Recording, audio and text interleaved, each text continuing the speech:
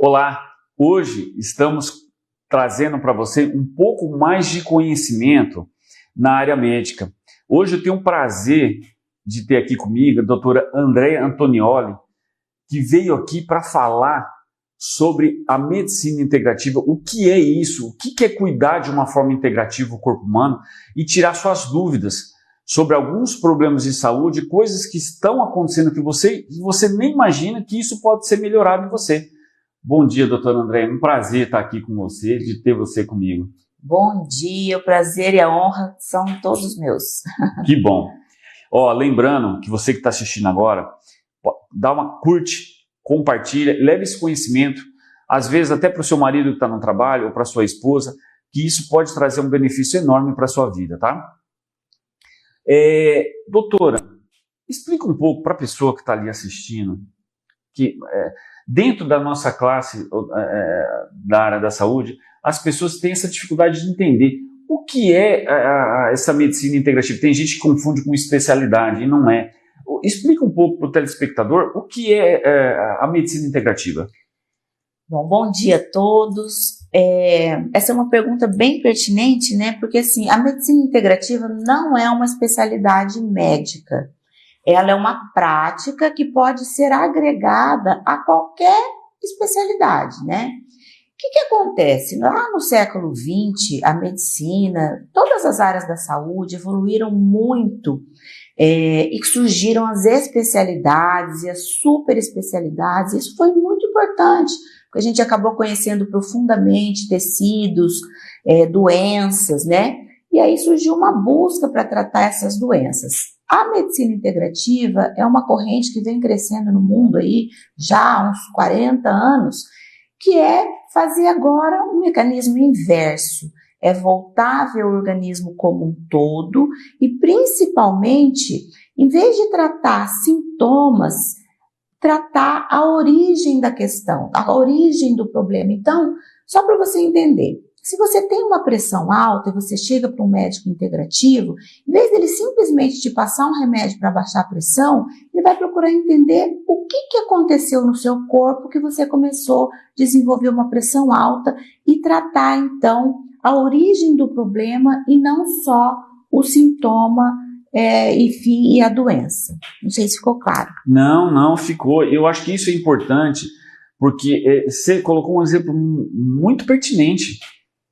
A maioria hoje, como um todo, na área da saúde, não é só medicina ou odontologia, vai no efeito e não especificamente na causa, que é o desequilíbrio fisiológico do corpo, né? Exatamente. E aproveitando isso, porque como a gente postou ontem na rede social, as pessoas vão mandando perguntas para a gente à noite e vai chegando.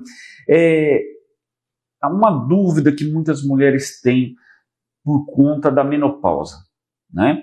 Independente da menopausa ou não, a queda hormonal, tanto a feminina, quando deve ser feito? Quais são os sintomas que a mulher pode já prestar atenção?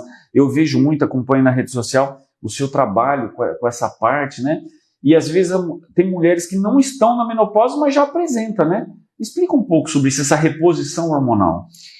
Olha, menopausa significa que você não menstrua mais há 1 ano e é o fim da idade, da fase reprodutiva da mulher. Isso significa menopausa. Só que o declínio hormonal começou muito antes, né? Então, na verdade, todos os declínios hormonais começam a acontecer por volta dos 30 anos de idade. A idade é um ponto.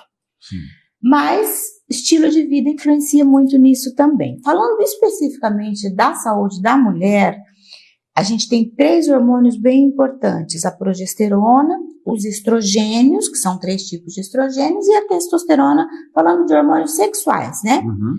E o primeiro hormônio que começa a declinar é a progesterona, e isso começa a acontecer por volta dos 35 anos de idade. Por isso que muitas mulheres nessa fase começam a apresentar sintomas como dismenorreias, né, que são aquelas menstruações com muito fluxo ou muito dolorosas, muitos sinais de TPM, né, tensão pré-menstrual.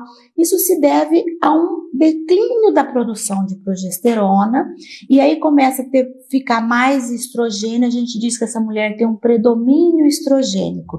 Então, nessa fase... Engorda mais, né? Engorda mais, né? E nessa fase, a gente já pode começar a suplementar a progesterona na segunda fase do ciclo dessa mulher, para que ela regule essa sintomatologia, né? Você volta a ter o equilíbrio entre o estrogênio e a progesterona. E quando a gente fala em suplementação hormonal, é sempre importante ressaltar que a gente usa hormônios homólogos ou isomoleculares, que antigamente era conhecido como bioidênticos.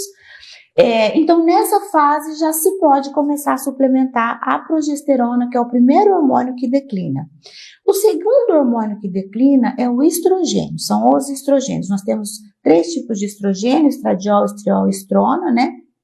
E ele começa a declinar na mulher brasileira por volta de 48 a 52 anos de idade, na maioria das vezes, mas existe menopausa precoce e também tardia. E esse declínio de estrogênio, ele é mais rápido, ele demora ali, ele começa a apresentar os sinais do declínio de estrogênio, que são, por exemplo, ressecamento vaginal, diminuição de libido, a mulher pode ter aqueles fogachos, pode começar a ter mais labilidade emocional, mais tristeza ou irritabilidade, né? Então, esses são sinais de declínio de estrogênio. Muitas vezes você ainda está menstruando, mas já começa a apresentar esses sinais de declínio. E hoje a gente sabe que você não precisa esperar a mulher parar de menstruar para suplementar os estrogênios. Se ela tem sintomatologia, você já pode começar a suplementar para que ela não sofra os efeitos da falta desse hormônio. O estrogênio é um hormônio muito relacionado à vida reprodutiva da mulher e também sexual, mas não sei se vocês sabem, mas o estrogênio, tanto no homem quanto na mulher, é importantíssimo para evitar perda óssea. Hoje a gente sabe que osteoporose não é uma doença de perda de cálcio, mas uma doença do colágeno, principalmente de falta de estrogênio, e também para a saúde mental e cognitiva, então perda de memória, Alzheimer, Parkinson. Então o estrogênio ele é tão importante para o cérebro que ele pode ser produzido no próprio cérebro numa situação de escassez. Então quando a gente pensa em suplementar o hormônio na menopausa, isso vai muito além da vida sexual e reprodutiva e sintoma de fogacho. Você está se preocupando ali com a saúde cognitiva, com a memória e com doenças como evitar o Alzheimer, e isso tanto para a mulher quanto para o homem, tá? E o último hormônio que declina na mulher é a testosterona, tá? Então a testosterona a gente sabe que é um hormônio predominantemente masculino, mas que a mulher também produz, e é muito importante, não só para libido, mas para manutenção de massa muscular, para energia, para força, e ele também deve ser suplementado. Antidepressivo também. Antidepressivo, quando insuficientes. Então, a gente sempre suplementa os hormônios quando eles são insuficientes em doses fisiológicas para manter níveis ótimos, que são aqueles níveis que a gente tinha no ápice da nossa atividade metabólica, que acontece lá por volta dos 25 aos 30 anos de idade. Você falou uma coisa que me puxou uma outra dúvida aqui, e muito assim, na minha cabeça, né, a correlação, porque isso de uma maneira fisiológica. Né? E aquela questão, por exemplo, das mulheres que fazem precocemente o uso de anticoncepcional, né? E uma coisa que virou moda, né? Que é os chips da beleza, que para mim eu colocaria um outro nome. Então isso acaba mexendo no eixo hipofisário, né? Na produção desses hormônios. Isso não vai acarretar no futuro, para ela que está assistindo agora, às vezes ela pode ter uma melhora, mas lá no futuro isso não pode custar caro para ela? Mas com certeza absoluta, tá? Então, o primeiro ponto que você levantou, que eu acho fundamental, é o uso dos contraceptivos orais ou implantes hormonais, tipo Implanon, tipo gestrinona, que é o chip da beleza, ou mesmo DIUs hormonais. Então, porque esses hormônios não são hormônios iguais aos que a gente produz, eles são diferentes, eles são remédios. O nosso corpo não conhece essa substância. Então, quando você coloca um anticoncepcional ou um implante de gestrinona, ele é um hormônio esteroide, da família dos esteroides, então ele é parecido com o estrogênio, parecido com a progesterona, parecido com a testosterona, parecido com o DEA. Então, ele ocupa todos esses receptores lá no seu corpo e o seu cérebro começa a entender que você não precisa mais produzir nada disso. Então, essa menina fica numa menopausa química, tanto o anticoncepcional quanto a gestrinona fazem isso, e isso no longo prazo vai trazer todos os efeitos de uma menopausa. Então essa menina pode ter falta de libido, ela pode cursar no futuro com infertilidade, né? Uma série, outra coisa, se esse organismo estiver inflamado, o metabolismo dos estrogênios pode começar a acumular um tipo de estrogênio chamado estrona e colocar essa pessoa no risco maior de câncer de mama. Então, quando a gente pensa em câncer e hormônios, são esses hormônios, remédios, que o nosso corpo não conhece. Quando você suplementa um hormônio que o seu corpo conhece, não tem como ele te fazer mal. Mas quando você suplementa um hormônio que o seu corpo não conhece, realmente ele pode te trazer inúmeros problemas no curto, no médio e no longo prazo. E o chip da beleza, né, é um termo completamente inapropriado, porque implantes são vias de administração, assim como tem administração via oral, via endovenosa, via intramuscular, tem via implante, né? Então você pode administrar hormônios via implante. Você pode administrar hormônios bioidênticos isomoleculares via implante. A gestrinona é um hormônio estranho para o nosso corpo e a grande indicação médica dela, e que eu acho que ela é um padrão ouro, é para tratar uma doença chamada endometriose, que às vezes a gente não consegue contornar com progesterona. Então ela tem uma indicação médica, eu utilizo implante de gestrinona, mas sempre com muito critério e nunca para fins estéticos. Entendi. Olha, quanto conhecimento, hein? Olha só. Isso é importante, você prestar atenção e compartilhar, principalmente você que faz o uso do anticoncepcional, porque o que a gente vê na odontologia também é muita perda óssea em pacientes jovens por conta do uso desde cedo com anticoncepcional. Né? Exatamente, essa menina fica sem estrogênio. Sem estrogênio. E perde o osso na boca. A gente vai fazer movimentação, quando a gente vê, já está com uma osteopenia antecipada aí, né? Pois é. E olha só, você falou muito da mulher, né? E o homem? Quando é que um homem sabe o homem que está assistindo agora, ou você para o seu marido, quais são os sinais de que ele precisa buscar essa ajuda, né? Porque o homem ele não menstrua, então ele não sabe quando que parou, quando que ele está entrando na menopausa. E o homem que está assistindo ali, porque, por exemplo, não fazendo uma conexão com o que você falou, eu li um artigo há muito tempo atrás, que a progesterona pode proteger o homem do câncer de próstata, porque a progesterona é um potente anti-inflamatório, né? E o homem que está entrando nesse declínio hormonal, como que ele sabe? Esse que está assistindo, como é que ele sabe que o hormônio dele está baixo? Então, o declínio no homem, ele acontece um pouco diferente da mulher, né? Enquanto a mulher tem 3 hormônios sexuais importantes, por isso que a mulher é de fases, né? Cíclica. O homem tem um importante, que é a testosterona. Também começa a declinar por volta dos 30 anos, mas de uma forma mais lenta, se a gente for falar fisiologicamente, mas isso é muito impactado pelo estilo de vida desse homem, tá? Então, por exemplo, se esse homem é aquele homem que tá barrigudinho, que tem aquela gordurinha visceral, essa gordurinha é muito rica numa enzima chamada aromatase, que pega a testosterona desse homem e transforma em estrogênio. E aí que entra a progesterona. A progesterona é um potente inibidor de aromatase. Então, ela impede que esse homem transforme a testosterona em estrogênio, tá? E não é, o homem precisa ter um pouquinho de estrogênio para o cérebro, que eu falei para vocês, mas quando esse estrogênio começa a ficar muito no corpo desse homem, ele pode começar a acumular aquela forma de estrogênio chamada estrona e ele fica mais exposto ao risco de câncer de próstata. Aquela barriguinha de chope também, né?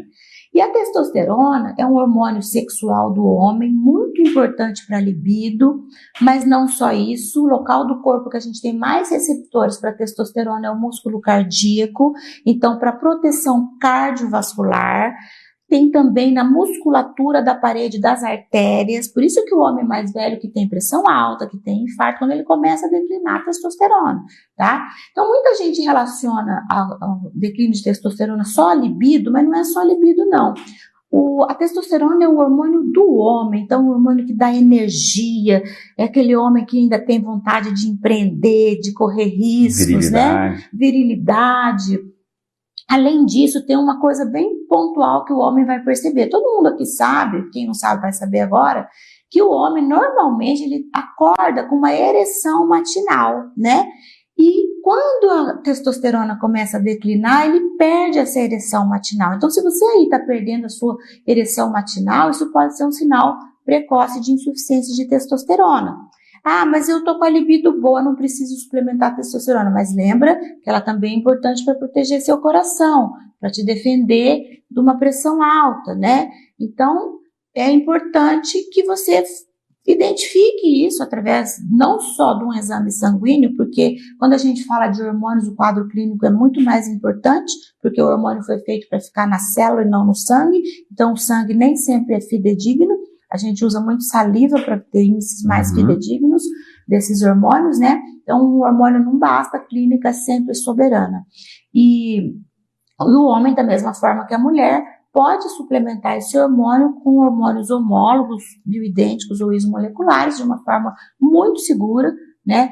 E isso vai garantir para você uma longevidade, um envelhecimento, não só sem doença, que isso eu acho que é o mínimo que a gente pode fazer, mas mantendo o ápice da sua atividade metabólica, a sua melhor performance física, mental, né, cognitiva e tudo mais. Ó, o quanto é importante. Às vezes você está aí com esse problema e não conta ou não vai no médico e recorre a um uso indiscriminado, que eu vejo isso, tá? E já está acontecendo isso em mais jovens. Sildenafil, tadalafila, e às vezes a saúde do coração não está boa, e isso pode comprometer, né? Com certeza, absoluta. E olha a dica que ela deu. De manhã você já começa a prestar atenção, tá? Se está acontecendo, não está, procura aí, tá? E dentro disso que você falou, que eu sei, que eu vejo, né, uma coisa que eu tenho inveja de você.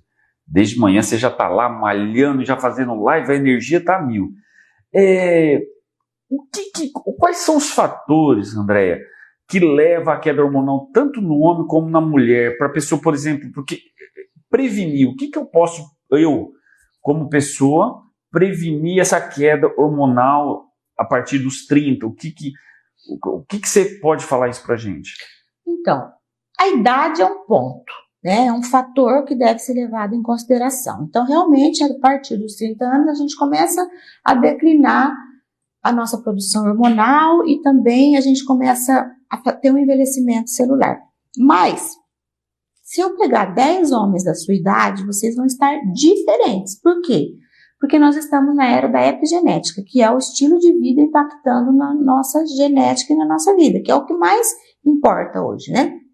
Então, eu costumo dizer que mais de 70% dessa história está na sua mão, porque é sono de qualidade. E o sono de qualidade começa quando você acorda e olha para a luz. Porque quando essa luz bate na sua retina, ela manda uma mensagem para a sua pineal para começar a produzir lá as substâncias necessárias para o seu sono da noite e ao mesmo tempo produz um hormônio chamado cortisol, que é o hormônio que vai te dar energia durante o dia. Então levanta de manhã, olha para a luz, faz lá seus agradecimentos, né? Então sono de qualidade. Exercício físico, nós somos feitos para fazer exercício físico, para fazer atividade física diária. Então, eu costumo dizer que se fosse para escolher uma intervenção única de saúde, seria o exercício físico. Porque quando você se exercita, você produz inúmeras substâncias, proteínas, que são remédios para o nosso corpo, tá? Que vão sinalizar positivamente para a produção de hormônio, para anti-inflamação, para modulação do sistema imunológico. Então, se movimentar. Terceira coisa, comer comida de verdade. Evitar o máximo possível alimentos processados, industrializados, adoçados, corados, embrulhados. O que é comida de verdade? É o que está pendurado na árvore, enterrado no chão, está pastando, né? Se virou farinha, virou açúcar, está embalado, isso realmente é desconhecido para o seu organismo. E da mesma forma que aquele hormônio remédio vai te fazer mal, essa coisa que não é alimento vai te fazer mal e vai desencadear uma coisa chamada inflamação crônica subclínica que acelera muito esse envelhecimento. Então, sono, exercício, comer comida de verdade é a base toda, o controle do estresse, que é uma coisa difícil, mas existem várias técnicas para isso, né? E aí, tem um outro ponto bem importante. Quem aqui nunca ouviu uma avó ou uma mãe dizer assim, o que não te mata te fortalece, né?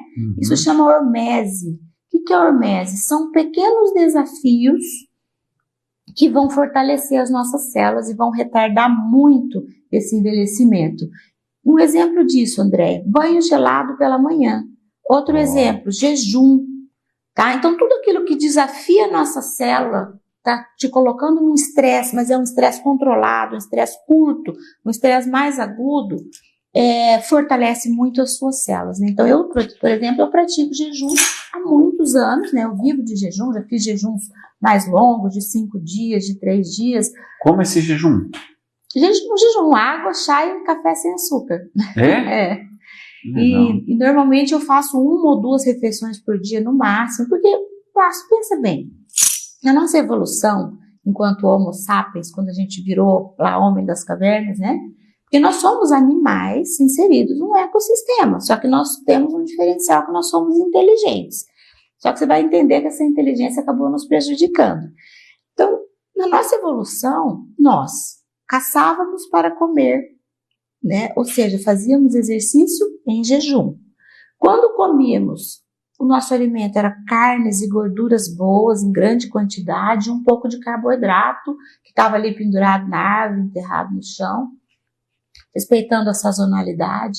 Quando escurecia, a gente ia para as cavernas, ficava em repouso. Quando o sol nascia, a gente levantava e andava, né? Estava em constante movimento. Isso durou milhares de anos. A agricultura apareceu há 250 anos atrás, que a gente começou a processar alimento. A industrialização veio para acabar com a coisa toda, né? Então, essa falha, esse erro evolucionista, eu acho que aconteceu, né? A gente não está respeitando o nosso DNA mais. E isso veio aí. Então, por um lado, a saúde evoluiu grandemente com vacinas, antibióticos, cirurgias, anestesia. A gente está vivendo muito mais, mas vivendo muito mal, vivendo com doenças. E não é isso que a gente quer. Então, se a gente simplesmente respeitar como é que a gente foi feito para viver o nosso DNA, que é simples assim, a gente já vai estar envelhecendo de uma forma muito, muito mais lenta e muito, muito mais saudável. E a gente está ficando preguiçoso, né? Acho que isso aqui está fazendo a preguiça, né? As pessoas gostam muito da lei do menor esforço, né? Mas deixa eu te fazer uma pergunta agora, porque chegou aqui uma pergunta interessante, que eu não saberia responder. Qual o melhor horário para a prática física? A pessoa está me perguntando aqui. O que é melhor? Ela é melhor praticar o exercício de manhã ou à noite ou à tarde? O nosso corpo, existe o sol e a noite, né? Existe a luz e a escuridão. Isso tem um porquê. Isso já está mapeado, inclusive. Eu tenho um artigo muito, muito interessante que fala sobre isso, que está mapeado as vias metabólicas do dia e as vias metabólicas que acontecem à noite. Então, à noite, o nosso corpo foi feito para repousar. Então, eu diria que é melhor fazer exercício físico durante o dia, durante qualquer horário do dia, né? Eu prefiro fazer de manhã cedo, a primeira coisa que eu faço, 6 da manhã. Mas se você tiver durante a luz do dia, ainda está valendo. À noite não é bem-vindo, porque você vai liberar substâncias durante o exercício que não são boas de serem liberadas à noite, vão atrapalhar essas vias metabólicas da noite, vai atrapalhar o seu sono, né? Então, evitar exercício físico à noite é bem interessante. Andréia, eu só consigo fazer à noite, eu não tenho outro horário no meu dia, então faça à noite. É melhor fazer à noite do que não fazer, mas preferencialmente durante o dia, sem dúvida nenhuma, por uma questão mesmo da medicina circadiana, né? A gente tem que respeitar os nossos clock genes, os nossos relógios biológicos. A gente tem relógios biológicos esparramados pelo corpo inteiro, desde a pineal, que é a melatonina que a gente estava conversando, que é a maestra da nossa orquestra hormonal, e o reloginho central tem que falar o mesmo horário dos relógios biológicos. Quando você começa a fazer exercício físico à noite, jantar muito tarde, ficar no computador até 1, 2 da manhã, você rompe esse ciclo circadiano, você faz uma disruptura desse ciclo circadiano, e isso impacta gigante na sua saúde. Tem diversos estudos mostrando desenvolvimento de diabetes, de obesidade, de mudança de hábito alimentar, simplesmente por essa disruptura do ciclo circadiano, porque isso vai impactar em todos os outros seus hormônios. Olha só quanto conhecimento, meu Deus, muita coisa. A gente não vai poder parar por aqui, não. Depois vai ter mais programas sobre isso, viu? E deixa eu te fazer uma pergunta, porque assim, como eu falo, eu venho acompanhando, né? Você teve, até a gente quis fazer uma entrevista antes com ela, a gente não conseguiu porque ela foi para Dubai falar sobre isso. E eu vi que você trouxe muita novidade aí dessa questão hiperbárica, né? E eu queria que você explicasse um pouco para o pessoal o que essa terapia hiperbárica, como que funciona, você já está fazendo aqui, como que está sendo? Então, eu tenho trabalhado muito com envelhecimento celular, reversão do envelhecimento celular, gerenciamento do envelhecimento celular. E se eu estou falando essa palavra célula, nós somos um conjunto de células, né? Esparramados aí. Então, a gente precisa prestar atenção na nossa célula. E eu estou trazendo a câmara hiperbárica, vai chegar agora a primeira quinzena de julho na nossa clínica, são 2 câmaras hiperbáricas. A câmara hiperbárica é uma terapêutica antiga, já tem mais de 20 anos, né? É oxigenoterapia hiperbárica, na verdade, que a gente chama, que é colocar a pessoa dentro de ela vai receber uma fonte grande de oxigênio sob pressão, então você vai ficar ali 1 hora, pelo menos, com uma grande quantidade de oxigênio no seu sangue. E assim, a princípio ela veio para tratar feridas, queimados, né? Osteomielites, infecções, isso durou muitos anos. Só que, ultimamente, tem aparecido muitas publicações dos benefícios da oxigenoterapia hiperbárica para outras coisas. Por exemplo, pós-derrame, pós-Covid longo, pós-cirurgia plástica, enfim. E teve um israelense, que foi esse que eu fui visitar lá em Dubai agora, que ele publicou em 2019 um artigo mostrando que a oxigenoterapia hiperbárica é capaz de alongar telômeros, de uma forma bem simplista, de rejuvenescer nossas células, tá? Então, de pegar aquela população de células envelhecidas, joga fora, que alonga telômeros, então rejuvenescendo as células, a gente rejuvenesce a gente também. Legal. E aí, ele coordena esse centro de oxigenoterapia hiperbárica em Dubai, ele é um neurocientista sensacional. Então, lá eles usam a oxigenoterapia hiperbárica para a reversão do envelhecimento celular e também para tratar doenças, principalmente do sistema nervoso central, como pós-concussão cerebral, por exemplo, atleta americano que tem muito problema de trauma craniano, impacto, né? Ou mesmo quem teve AVC, quem teve derrame, Alzheimer, eles tratam, autismo, eles tratam. Nossa, autismo? Só com oxigenoterapia hiperbárica. É um negócio do outro planeta, o que eu vi lá. E você está trazendo isso para cá? E eu estou trazendo isso para cá. Aqui deve chegar nos próximos 2 meses aí, no máximo. Nossa, olha que bacana, gente. Olha, Campo Grande está evoluindo, hein? Infelizmente, a gente está chegando no fim, nosso tempo é curto, né? Se deixar, eu acho que eu fico aqui até meio-dia. Eu também, eu adoro falar sobre isso.